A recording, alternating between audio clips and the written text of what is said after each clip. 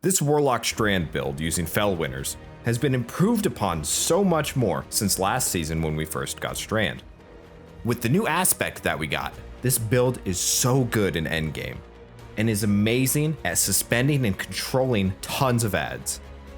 And as you can see, I'll be showing you how this works with no artifact mods, showing you that this will be viable outside of this season and continuing.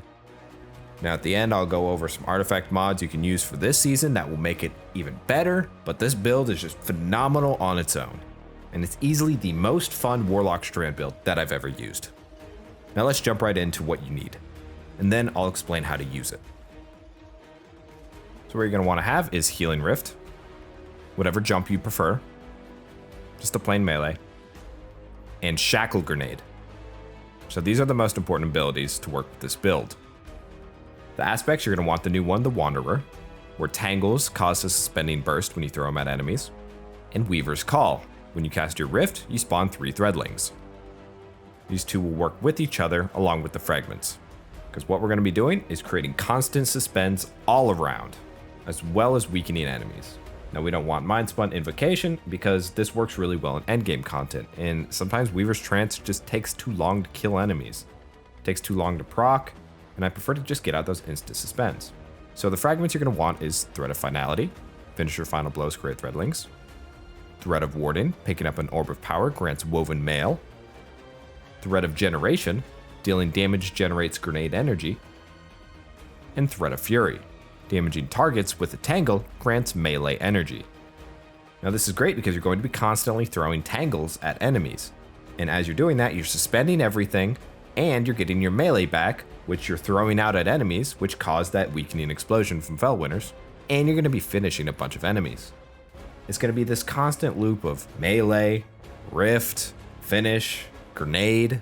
You can just be throwing all those abilities out there, just destroying everything, keeping everything under control, as well as just blinding and weakening everything.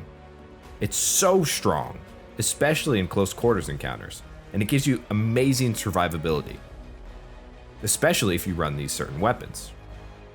Now there are a few different weapons you can use for this. A Strand weapon is really good in your primary. I like Rufus's Fury. I have the Adept one with Demolitionist and Hatchling. It's a phenomenal roll, so you can get your grenade back a lot faster, and that Threadling will create Tangles. Nessa's Ablation, now this is a huge one. This gun is phenomenal. I recommend trying to get it because you can get Repulsor Brace and Destabilizing rounds. Now this gives you insane survivability, especially when you're in close quarters, because as you're killing enemies, you're making everything volatile. And when you kill those enemies that are volatile, you're getting overshield. And so you're constantly getting this overshield, and it's just so strong because it just keeps you alive already on top of everything else that you're running. It is easily my favorite shotgun in the game right now. But the weapon that I would say probably works the best with this build is the Quicksilver Storm. Quicksilver is just so strong as a Strand weapon, and plus the Altfire grenades create Tangles, which you're going to be throwing at enemies, and the grenades just do so much damage, and it's infinite ammo. It's just such a good weapon overall. And since you're going to be creating those Tangles, that also pairs in with the build. So if you're all out of abilities, say all your abilities are on cooldown, just quickly get a grenade kill, spawn that Tangle, and then you're back in the loop. It just flows so well with this build. And for your heavy, you can honestly run whatever you want here, whatever the encounter or activity is requiring. Now let's look at the armor. So on the helmet, I like to just have whatever siphon I need for the weapons I'm running. So I have Strand and Void. That way I'm creating lots of orbs, which are super useful, and then just an ammo finder. Now for the arms, I like to run double impact induction.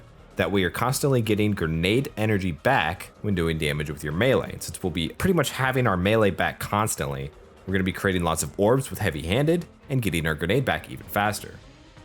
So I have this build set up around getting the grenade back really quickly. Since how the aspects and fragments work, we'll be getting our melee back really quick already. So we don't need really many mods for that. For your chest, just have whatever resistant mods you need for whatever activity you're running, but have charged up. Having that extra charge just comes in handy, and you'll see why. For legs, I like running double recuperation because it gives you a huge heal, and it's really clutch when you're in tight spots. Just run to an orb and you're good. You got Woven Mail and you're at a full heal. And then run Innovation so you can top off your grenade energy. But sometimes I like to run Void Weapon Loader for the shotgun. So I can pretty much have auto-loading holster with my shotgun that doesn't have auto-loading. It works phenomenal, and I'll swap out the Innovation for that sometimes. I already have plenty of mods that refill my grenade energy quick enough. And now on the Bond, I like to run Double Bomber and Healthy Finisher. Double Bomber because you're going to be throwing out your Rift in that loop, and you'll be getting your grenade energy back really quickly. And Healthy Finisher because you're going to be finishing lots of enemies with Fellwinners. So you might as well get that heal when you do it so you can get out of a lot of clutch situations. I've had a lot of close calls where if I didn't finish them, I probably would have died, and having that heal is so nice because not only does it heal you up, but then it blinds and weakens everything around you, allowing you to get out of that situation a lot easier. And you can swap out one of the bombers for Reaper if you want to be making more orbs.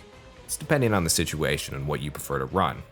Now for artifact mods, just get your base ones for the weapons. And for the authorized mods, I like to get Void and Strand and the Melee because those are the types of mods that we will be using the most of. Now the ones that affect the gameplay most, I would recommend Improved Unraveling, or increases the amount of damage dealt by unraveling a target, and Strand Soldier. Your Strand weapons gain unraveling rounds whenever you gain Woven Mail, while your Strand subclass is equipped. Now this works great with the Strand weapon that you're going to be running with this build. So your weapons will be doing crazy damage with unraveling rounds. And the last ones that I recommend to get would be Conductive Cosmic Needle. This just helps your teammates do more damage if they're running another subclass, since you're going to be unraveling everything. And a big one that you're going to be a huge help to your team with is Squad Goals. This one's awesome because when you perform finishers while you have Woven Mail, you give all nearby allies Woven Mail, no matter their subclass, which is phenomenal. My buddies and I were running the Master Nightfall, and it was just so cheese. We could just run through it like it was a normal Nightfall because I was just finishing everything. Everything was weakened, stunned, and both my buddies were just constantly getting Woven Mail, making them near invincible. You can play a lot more aggressive and be a huge help to your team with these artifact mods. But like I said, this build does not need them at all. These just help elevate it. I'll have a dim link to the build in the description. I hope this helps. If you have any questions, let me know, and have fun out there.